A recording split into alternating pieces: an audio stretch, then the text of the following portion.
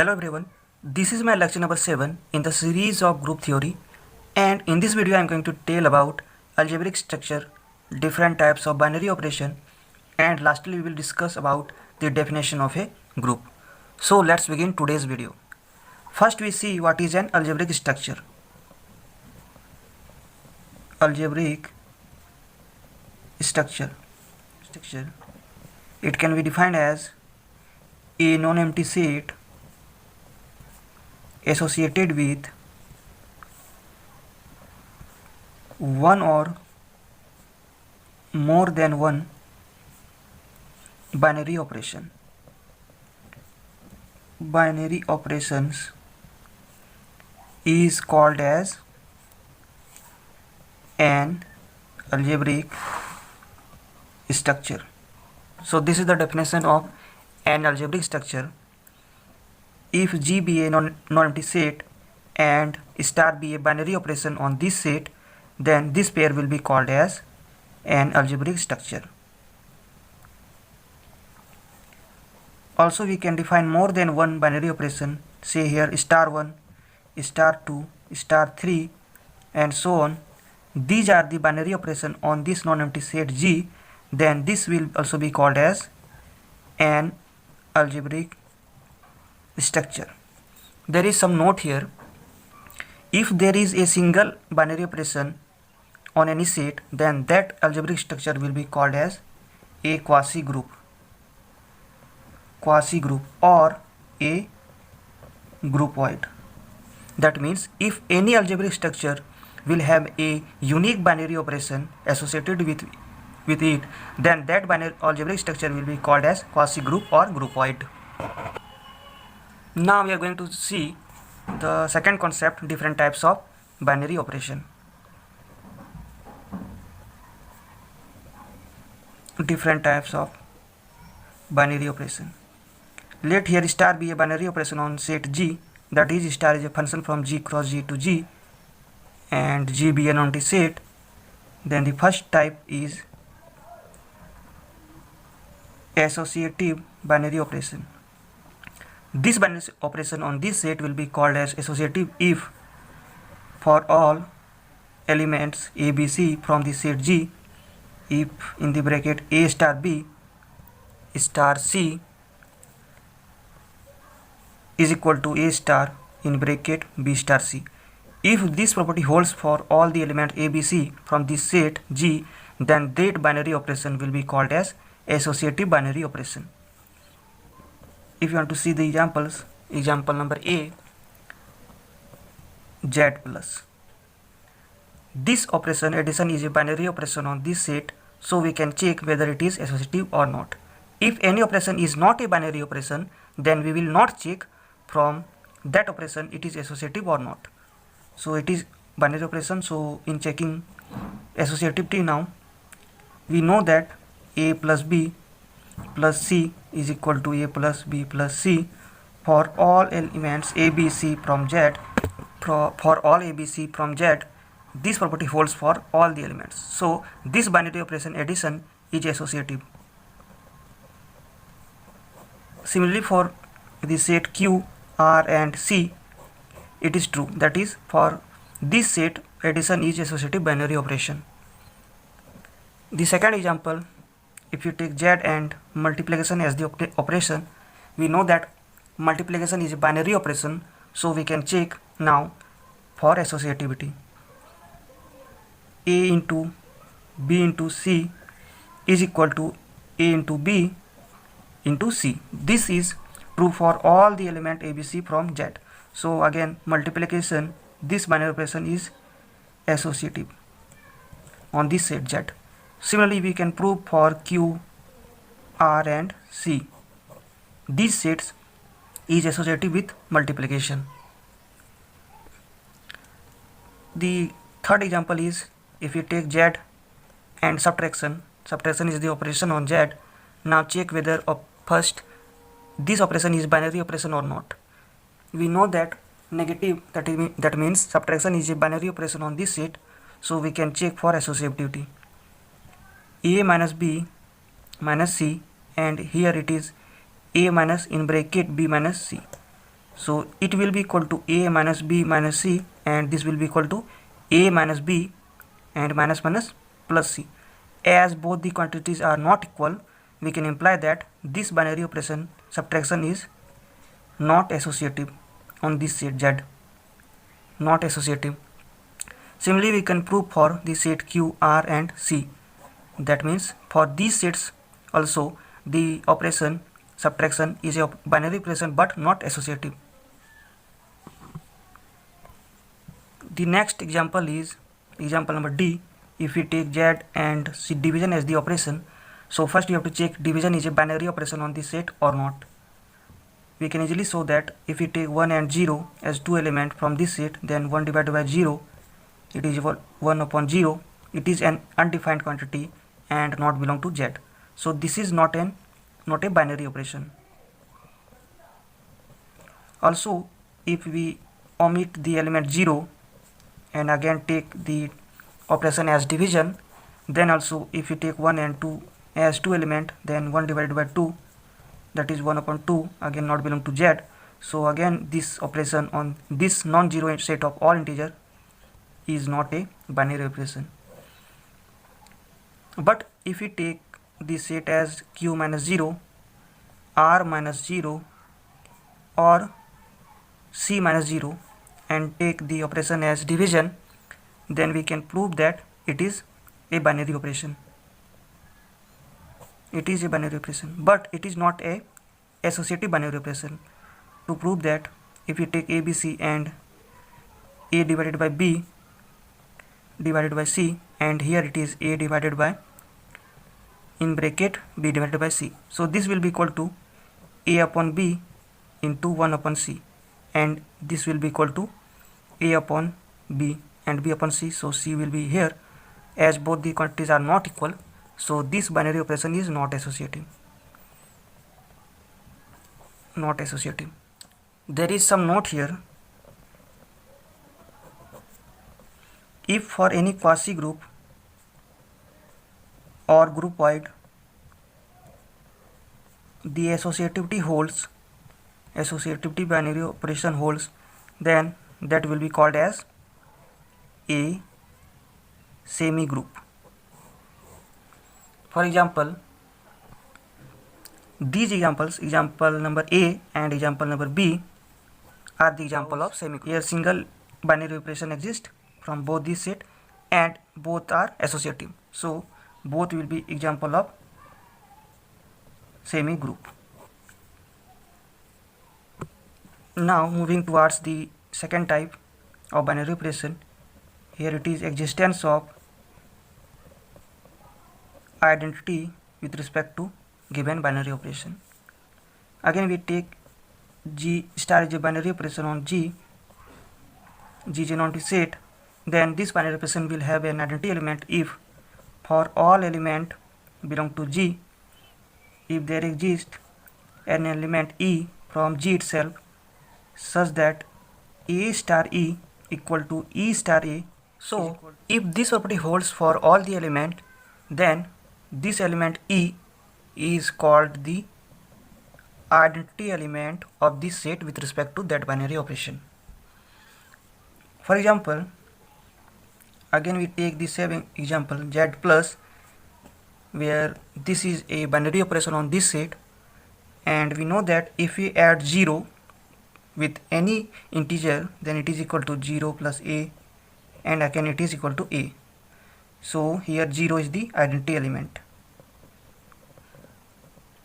Similarly for the set Q, R and C, 0 is the identity element with respect to addition.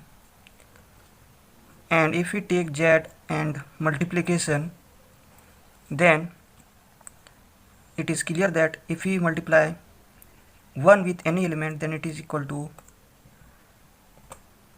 1 into A is equal to A. So here 1 is the identity element. Similarly for the set Q, R and C, with respect to this operation multiplication, 1 is the identity element. Example number C, if we take Z and subtraction, where subtraction is the binary operation on this set Z, then you have to check whether the identity element exists or not.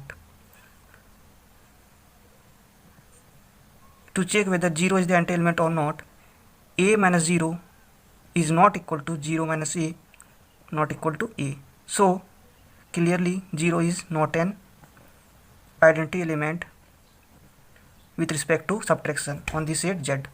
Similarly, we can prove for the set Q, R and C, 0 is not the identity element with respect to subtraction.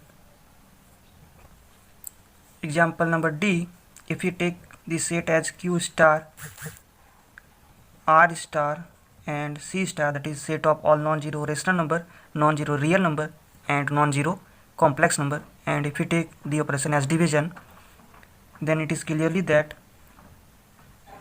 if we check 1 is identity element or not, then 1 divided by 2 is not equal to 1 divided by a, not equal to a. So 1 is not the identity element. For this set, now moving towards the third type of binary operation. Here it is existence of inverse with respect to binary operation. Again, let star be a binary operation on G, G be a non-B set if for all element A there exists an element say B from G such that A star B is equal to B star A is equal to E. That means E is the identity element here.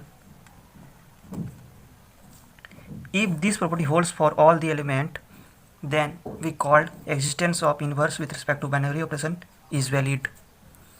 For example, again we take the same example number A, Z plus, then we know that 0 is the identity element. First we have to check whether identity element exists or not, then only we can check for existence of inverse.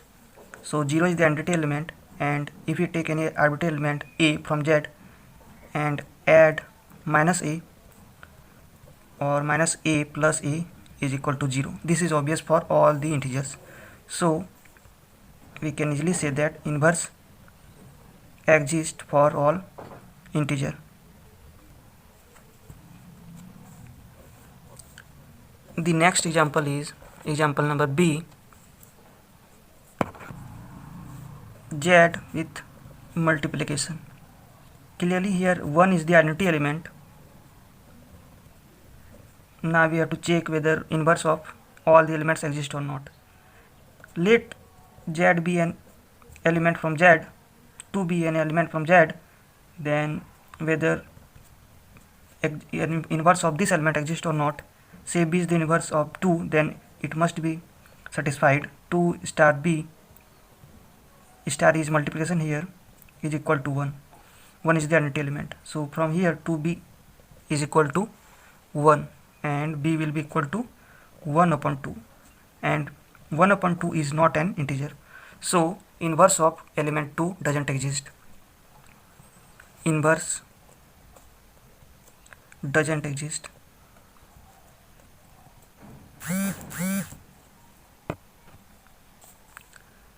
But if we take the element as non-zero rational number, non-zero real number and non-zero complex number and take the operation as multiplication, then here 1 is the identity element again. 1 is the identity element.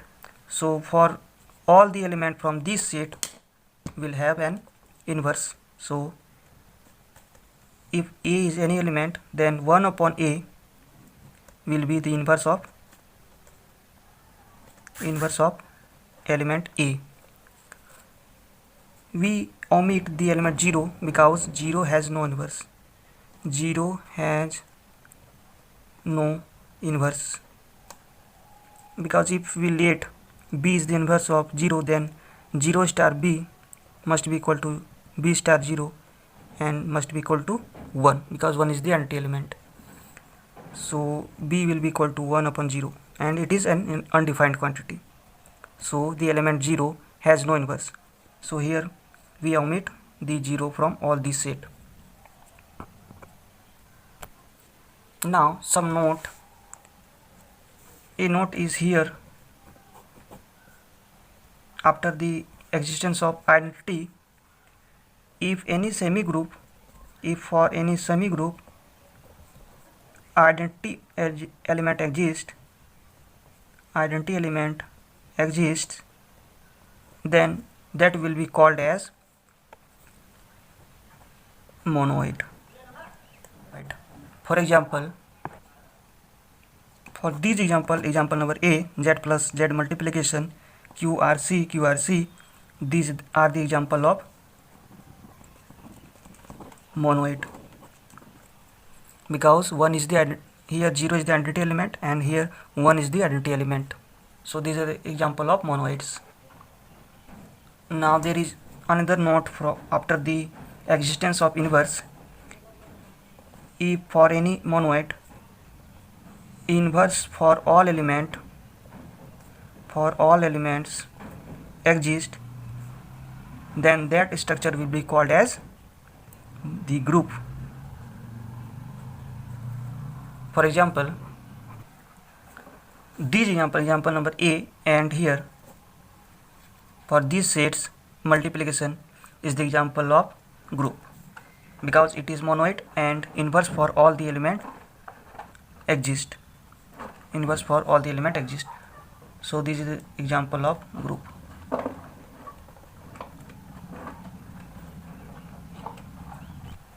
So a definition of group can be like this. If for a monoid inverse for all the element exist, then this is called as a group. Can be a definition of a group, but generally we can define a group like this. If G be a non-empty set and star be a binary operation on this set, then G is a group if following properties are satisfied. The first property is associative. That means this binary operation is associative. Second property is identity element exists.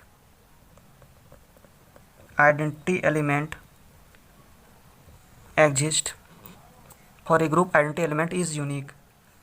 And the third property is inverse element exists for all element from this set, and also inverse for any element is again unique for a group. So these are the three properties. If we satisfied, then that set will be a group. So this is the general definition of a group. For example, Z plus Q plus R plus C plus, and for multiplication Q star multiplication, R star multiplication, and C star multiplication, where star denotes the non-zero. So these are the example of groups. We have not taken here closure property in the definition of group, because we know that every binary operation is closed. So we have not taken the closure property. It is not necessary in the definition group. So that's it for today. Thank you for watching.